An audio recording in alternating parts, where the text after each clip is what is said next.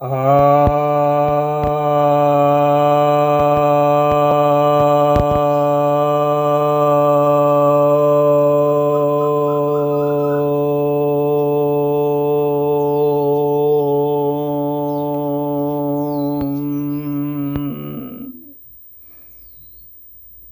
सभी भक्तजनों को सप्रेम नमन।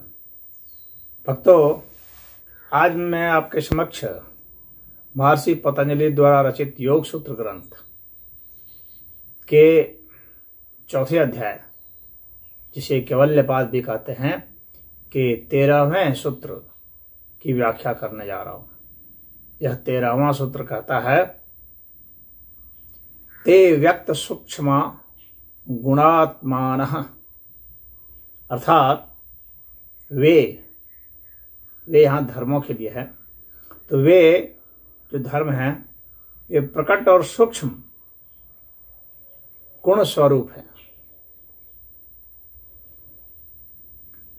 कहने का मतलब है कि जो सभी धर्म हैं वे तीनों ही काल में, यानी वर्तमान, अतीत और भविष्य, इन तीनों ही काल में या तो प्रकट रूप में रहते हैं जैसे कि वर्तमान में, या वे सूक्ष्म रूप में अर्थात छिपे हुए रूप में रहते हैं जैसे कि अतीत में और भविष्य में।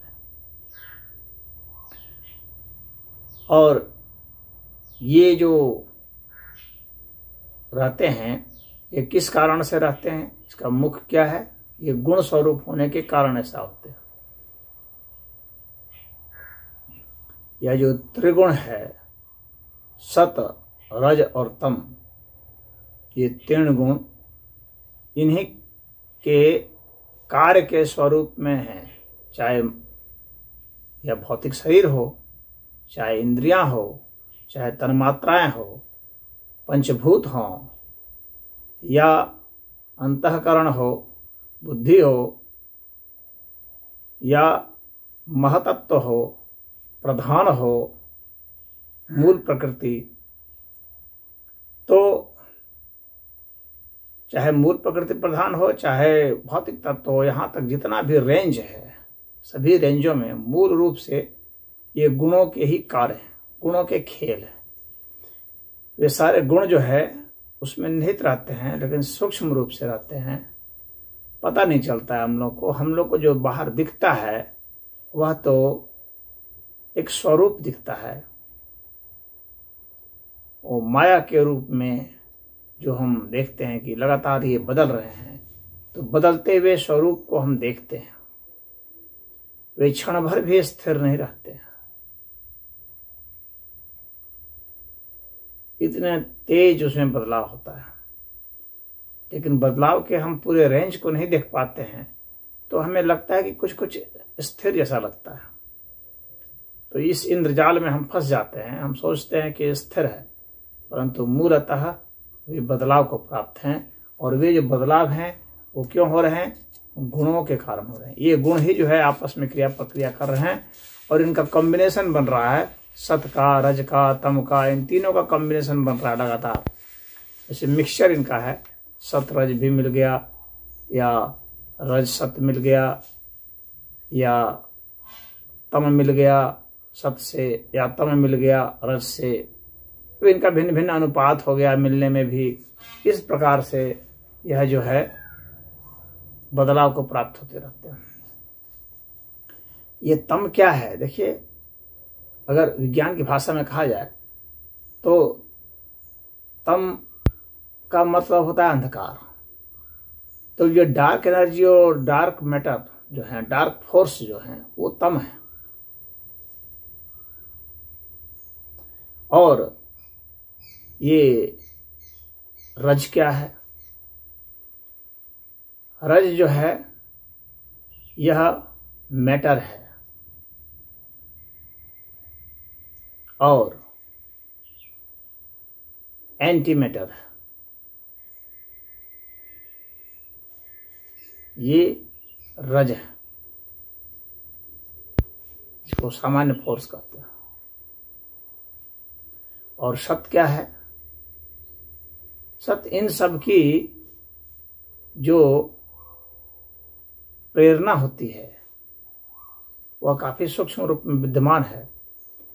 तो जो इसमें फोर्स लगता है